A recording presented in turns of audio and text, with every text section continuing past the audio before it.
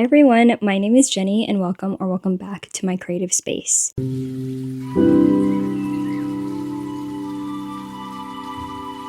It's been a while since I've done a reading vlog, and since I have the energy today, I thought I would start a new one. And I have a few reading plans. I currently have the physical copy that just came in of The Second Death of Locke, which is an anticipated release for the fall season. So that's going to be one of my main focuses of this week. And then my library also gave me a copy of The Hacienda, and that one I've been hearing some good things in regards to it being a very gothic haunted house vibe, and I think I'm really in the horror mood. I just actually finished the live show discussion with the Literary Dead Book Club, where we read Killer on the Road and The Babysitter Lives by Stephen Graham Jones. And I had a lot of fun discussing those two novellas with the people on the live show. I will go ahead and link that below. Thank you to Kayla for inviting me and Bree for being such a great person to chat with about that book. But I am in like a haunted house kind of mood. And also my friend Michelle has been reading Isabel Cañez's work and has loved and adored the stories, and every single time she comes in the group chat and talks about it, it makes me really excited. So those are the two ones I want to focus on. I also have The Raven Boys by Maggie Stiefvater that I am reading before bed, so that's kind of a slower read for me, but I'm hoping to complete it for the month of September. The date that I'm filming this on is Saturday, and I think September ends on Tuesday. So hopefully I can finish that. I'm about 60% through, so, not too far off from completing the book. But yeah, for other reading plans, we'll see what my library has at the moment. I've just been really in the horror mood, and I'm sure you've seen from the reflections of the past few reading blogs that I've been reading more horror recently. And yeah, I'm just back in the reading mood, to be honest. I think doing that live show and discussing a book and getting to have like that enthusiasm and having everybody in the live show enjoy it kind of has re-sparked my joy for reading. The past few months, I've just been riddled with a lot of anxiety, and I kind of briefly talked about that in my last fall plan video, but I think that just has impacted me not filming as much, especially in regards to like casual reading vlogs like this. So, if you've missed my reading vlogs, I apologize. I've just been going through it. But thank you for being here. And then hopefully the next check-in, I will have some updates for you about The Second Death of Locke, because that's the one I want to start first. And then we'll go for them. We'll see how the week goes. Okay, I'm here to do my first check-in for The Second Death of Locke by V.L. Bavellino. I'm going to do this quick because I have somewhere to go, hence the whole outfit change. I'll give you an outfit check in a minute, but I'm only 2 chapters in, and thus far the vibes of this is amazing. This is exactly the kind of fantasy romance leaning book that I enjoy. Thus far in the 2 chapters, it is more fantasy leaning, and we are following Gray, who is a well to this mage named Kier. And from the first 2 chapters, we figure out that they've known each other from a younger age, but basically Gray is bonded to Kier as a power source. So when they're out on the battlefield, she is right there next to him and allows him to amplify his powers. And they seem to have a much deeper bond than other mages and their wells. Obviously, you have to be with each other all the time, but there seems to just be a deeper connection that other mage and wells thus far seem to have. From what I've seen in the first 2 chapters, it doesn't seem like they have a power imbalance. They seem quite equal to one another, but in the public eye, they kind of have to have a different sort of like presentation of what their relationship is like. But from the point of view of Gray, there seems to be a lot of yearning going on. And honestly, I think it's probably reciprocated by Kier, but she doesn't seem to think that it's reciprocated. But I don't know. I think this is a recipe for something great and exciting for me, because one thing about fantasy romance is, I think the ones that have picked up thus far this year tend to be more lust forward. And for me, that doesn't work because I don't understand the connection between the two characters.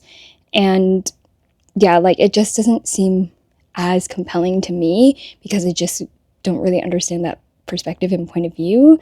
As someone who is ace, like I'm just like, okay, I've never had that kind of connection with someone. But having characters' romance being built out through this yearning and longing for one another, I could really get behind that. And that seems to be the sort of romantic build in this. This is a bit slower paced, but given that it's more of a medieval, almost gothic kind of setting, the pacing being slower of a setup makes sense to me. I am so excited to continue reading more of this, but I do have to go. I going to a concert today. I just turned 28 on Wednesday this week, and as a birthday present to myself, I wanted to go see Leve because she's in town in LA, and I have just been loving her work from the first time I ever saw her on my For You page, and I somehow scored tickets, and I'm going with a few of my friends, so hopefully I can get some clips and share that with you. But let me move you over somewhere so I can show you my outfit. My makeup is done, and then I also, if I can show you this, I did like a hair bow. I did like a half up thing and then did two braids and tied it up to do like a hair bow situation. I hope that is in frame, but yeah, that's the hair because apparently everybody's been wearing like bows in their hairs for Leve, and I wanted to make my hair the bow. So let me move the camera for a second and then I'll show you my outfit. Hopefully this is good framing. The camera is so far I could barely see the screen, but I have my top from Zara. I like these little stringy bits, and then my white long skirt here, 360 for you, and then I'm gonna be wearing these boots. Very like witchy vibes going on. But there's the outfit, and then also the perfume I'm wearing is Glossier You. That's the outfit, that's the whole thing, that's the vibe for my reading. I'm very excited for tonight. Anyway, I really gotta go now, so I will see you later.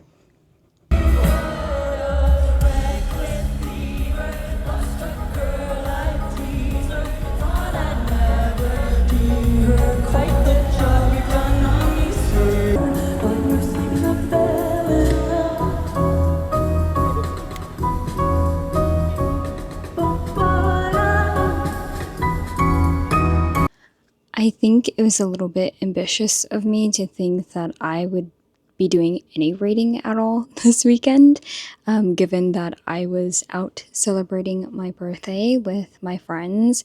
So, as you've probably seen from the B roll, I did go to Leve. It was an amazing concert. Her live vocals sound exactly like the record, and I really enjoyed this part of her set where she did jazz renditions of some of her songs, and I think that was probably my favorite part of the entire concert, just having that very like chill, laid back vibe. I've always wanted to go to a jazz concert and just have never been, so getting to experience that in concert with an artist I really love was so fun. And then yesterday, I went cafe hopping and shopping with my friends and my cousin because she has a birthday that's like 2 weeks before mine. So we decided to hang out with our mutual friends and just bop about the town. And my cousin and her fiance actually got me a Barnes& Noble gift card, so of course I went there and I got a few other things. So I thought I'd just show you my haul because I don't really have a reading update for you as of now. The first thing we did, we went into Pop Mart. If you don't know what Pop Mart is, it's like this brand that sells like other artists like figurines, plushies and stuff. And they are the brand that famously sells Labubu.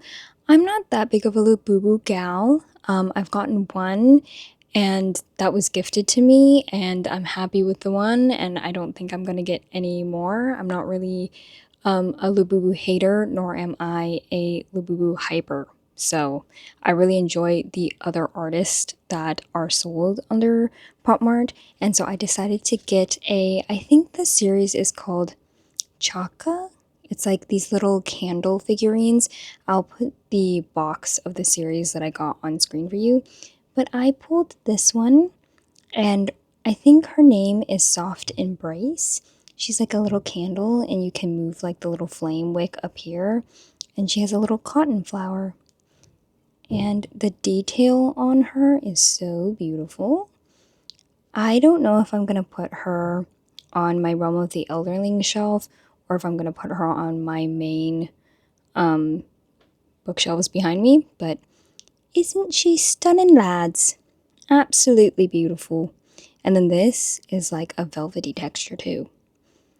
Very nice, great pull. I actually liked everyone in the series, so very happy with that. The next thing that I have is more lifestyle that I got. I'm going on a trip soon-ish, and I wanted to get a bag for the plane because I had a big-ish tote bag, but then I washed it and it shrunk a smidgen, but it shrunk enough where I'm like, I don't know if I want to bring that because it can't fit as many things as I want. And then it's just like a normal canvas tote bag. There's no closure. And I feel like having like a wide open bag at the airport is not ideal. So I went to Uniqlo and I got this bag here. I'm going to have to put my mic down for a second.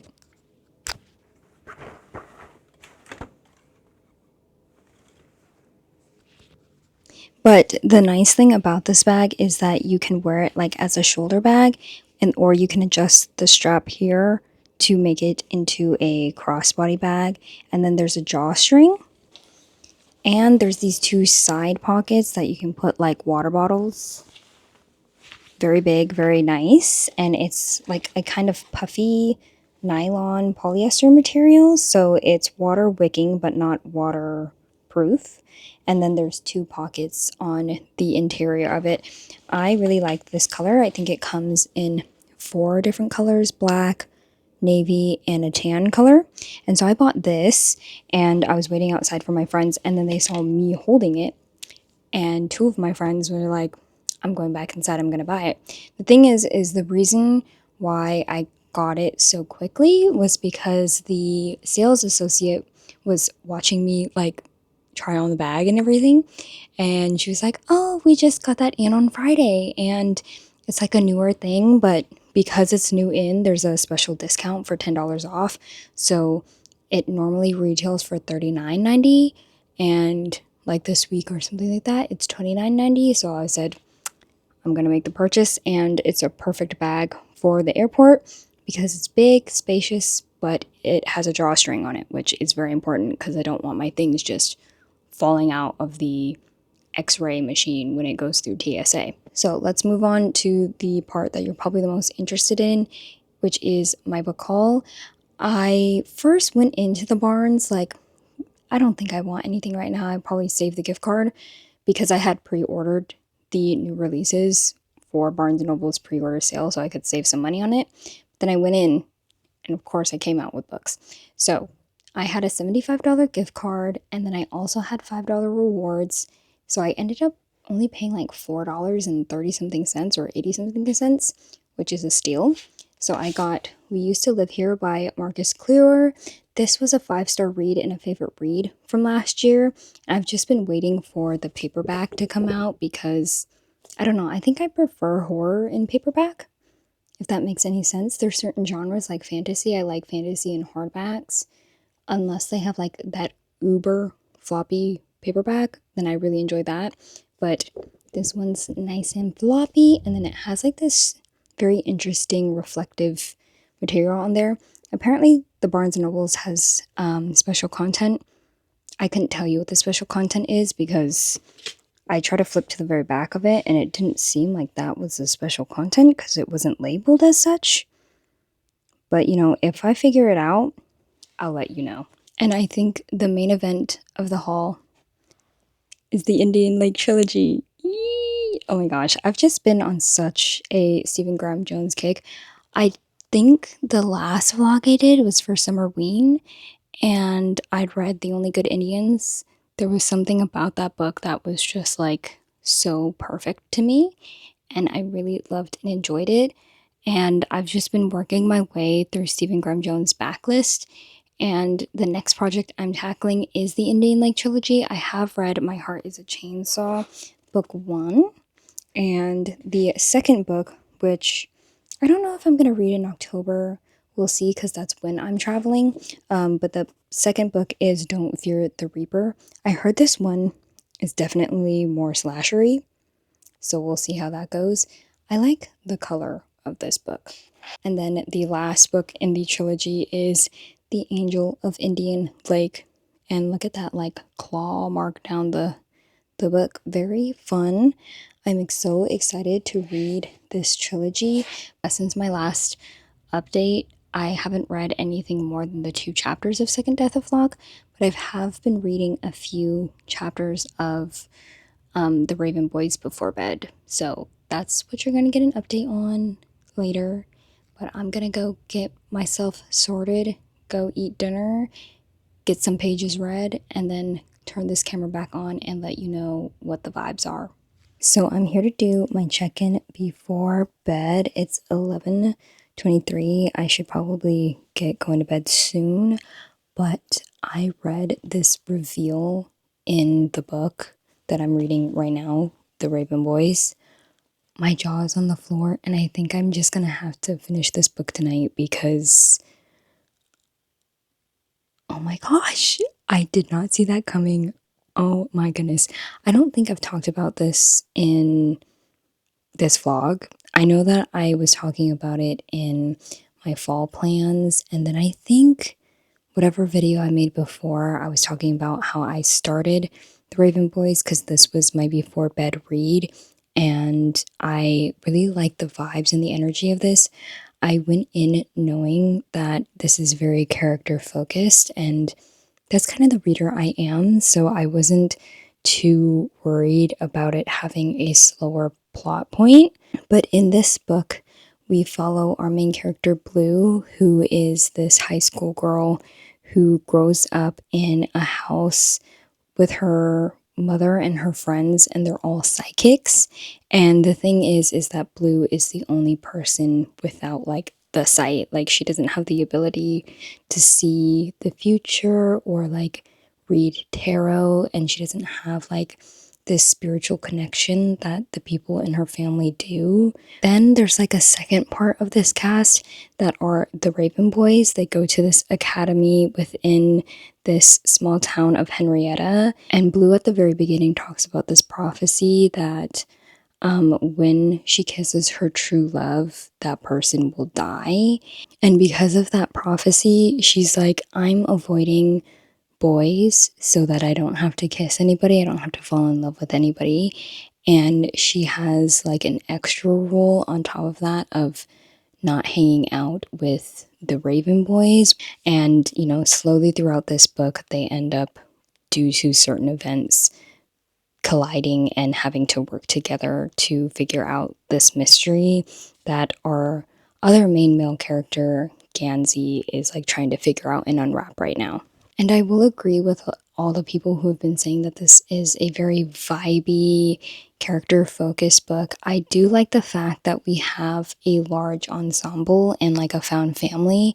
And although it has that kind of basic YA where it's like one girl and like a bunch of guys in a group, the thing that I think is so different from what I've read, from the YA I've read, is that there is a big cast of women behind Blue, and they just happen to be women who are older than her and not of her age, but they are all women that clearly really influence and support her.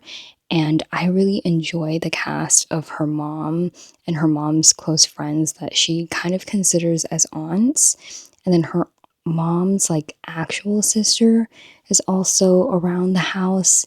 And I think everybody has such distinct characters that it's so interesting to see their day-to-day life and getting to see I think something so different than what I usually see in fantasy. I don't think I very often see like the fortune teller characters having a spotlight, and usually in like YA fantasy there's like a prophecy that happens at the very beginning, and then that's about it.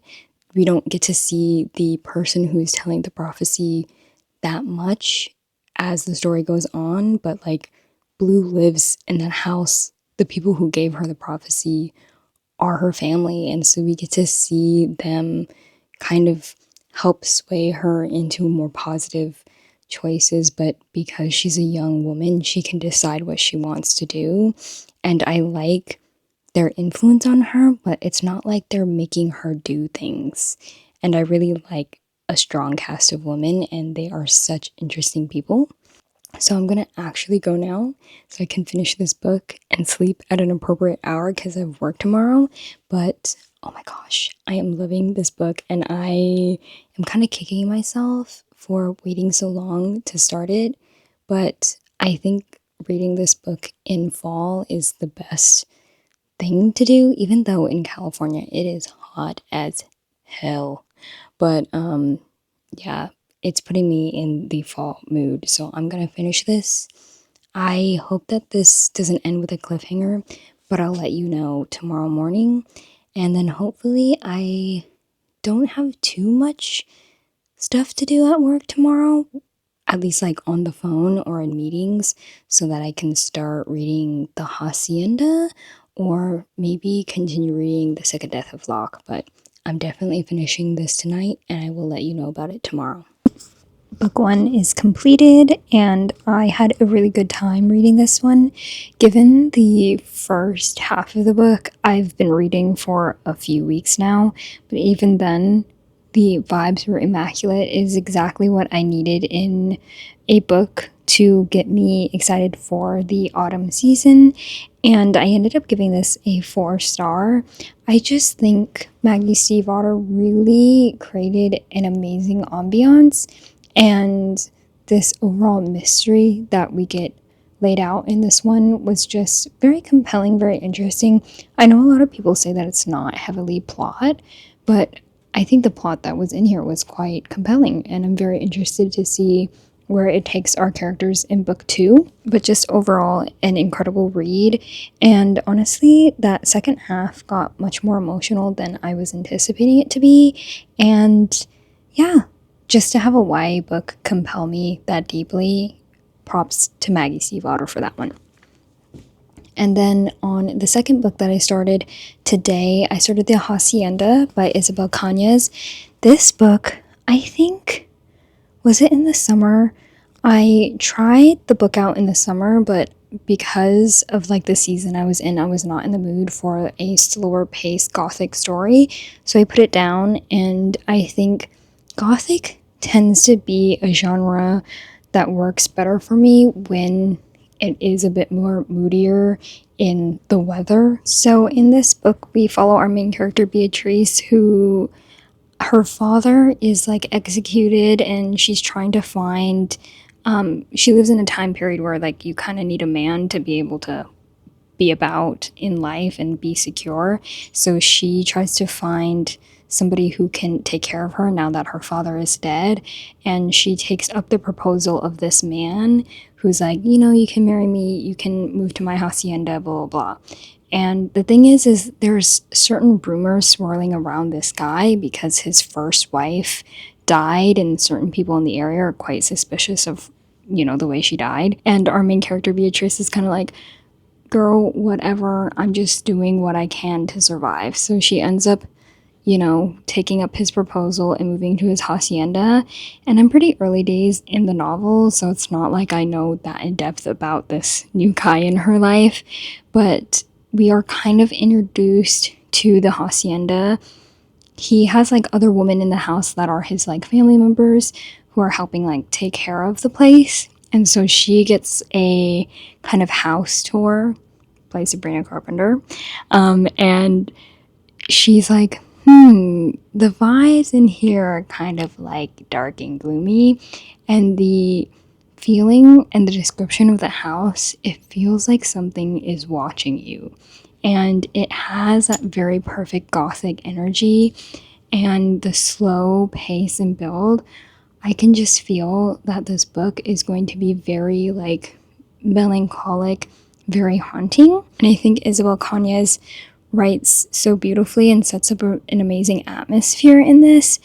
I think that it's definitely going to be a slow burn. I feel like most gothic books are more slow burn in the way that like the horror unfolds, but this feels like something that is going to be very creepy and it's going to make me feel really uneasy. But again, I'm very early days in this novel, so I can't tell you how much I'm gonna end up liking it or not. But so far, I'm quite compelled by the writing style. And let me see. I'm pretty sure this one is Isabel Cañas' debut, and so I'm very interested to start off here and then make my way, probably in pub order, through Isabel's work. It does seem like Isabel has done a lot of short story collections, but I'm going to just be working through Isabel's novels. So I think the second one Isabel wrote was Vampires of El Norte, and I've heard a lot about that one having really good yearning, but we'll see. I have to focus on the Hacienda because that's what I'm reading. Tomorrow, Hacienda is going to be my main focus. I kind of paused on the second Death of Locke because it is a slower paced fantasy, but there's a lot going on in the pages, and I want to be able to read with the book and the audio.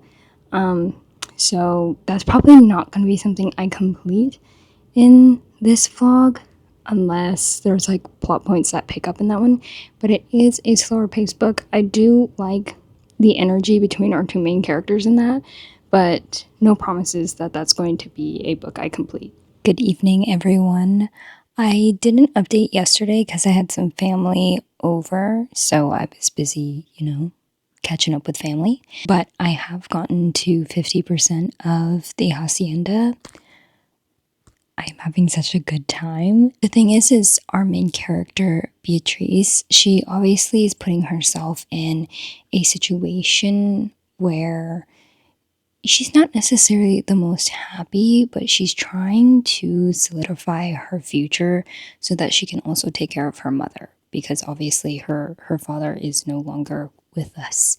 So she is trying to make way for herself in a society that doesn't allow women to be independent. And oh my gosh, the house itself just feels so creepy. And the thing is she feels very unsettled and nobody in the house believes her, or they're purposefully like telling her that she's imagining things. And this is a little bit before like 30%, I think, where she tells her husband, Rodolfo, who is in the city, like, oh, I think we need the house to be blessed because there's just something off about this. And he gives her the approval, like, yeah, just go chat with the priest at the local church and they can come bless the house. And in her mind, she's like, girl, this house is so freaky, it's gonna need more than just a blessing.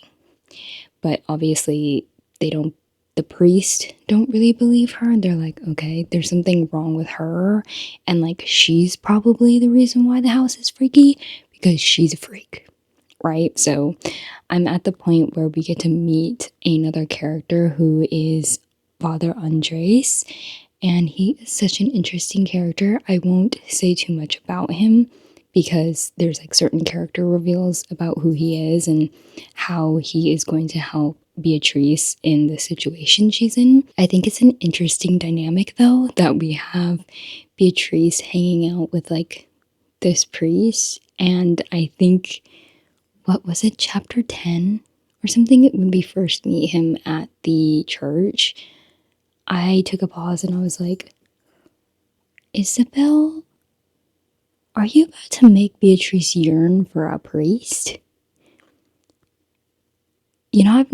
I know that that's a concept.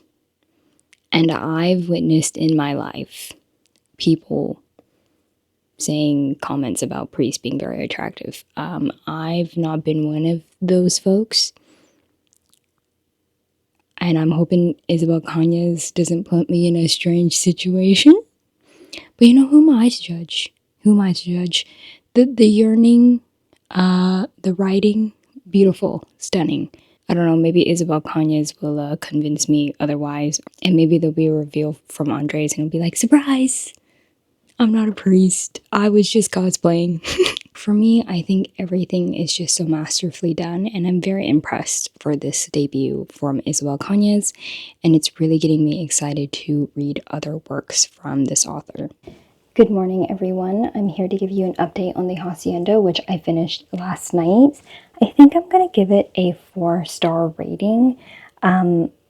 I really enjoyed the writing for this book, and Isabel Cañas as a debut, I think really brilliantly done, and I think that the following books are just going to be even more amazing.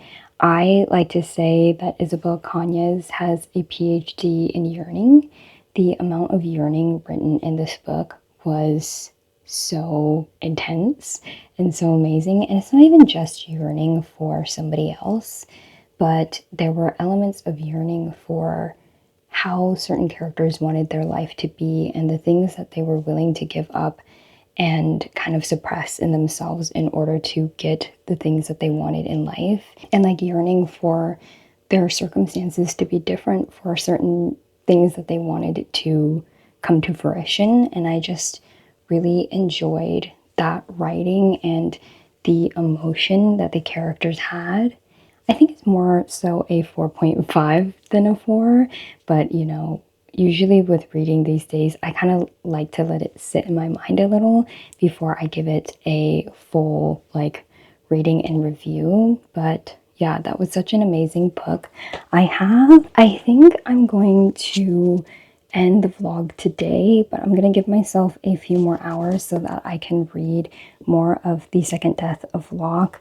I am only at the 2-chapter mark with the last time that I had updated you on this. I think this week has just been so busy with month end and beginning of the month work for my job. And then, as I have been kind of talking about, I'm getting ready for a pretty long vacation. And so I've just been spending some of my free time just getting some things squared away for that. So that hasn't been indicative of a lot of reading time, but I have been enjoying what I've read and I can't wait to get back into it.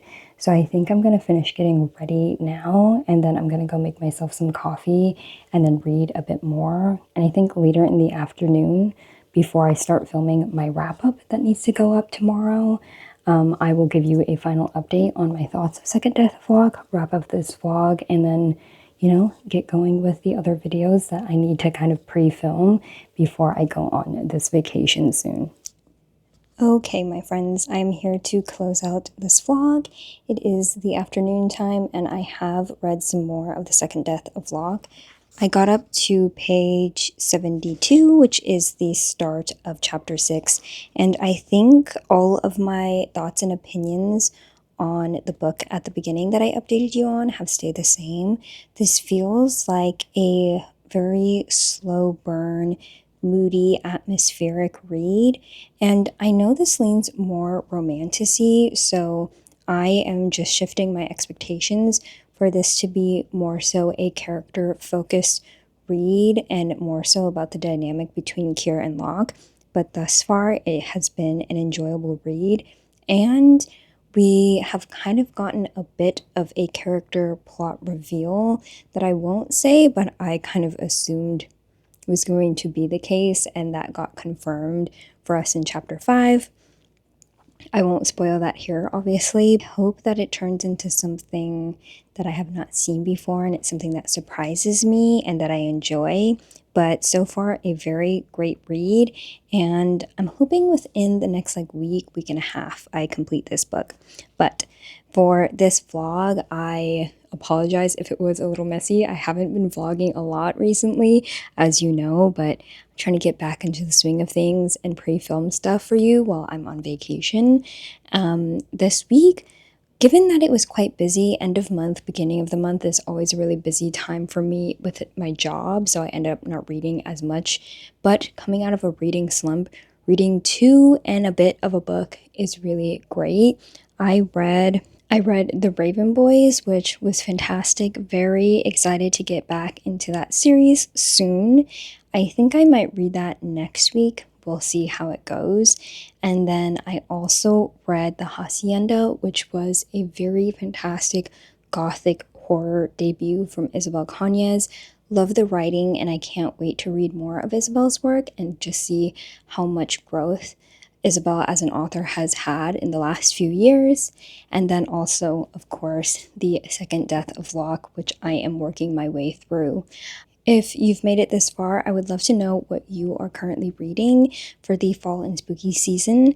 If you don't have anything else to say, let's put swords in the comment. I think that is an emoji.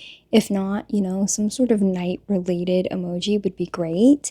And as always, I thank you so much for watching. I hope you enjoyed, and I'll see you in the next one. Bye!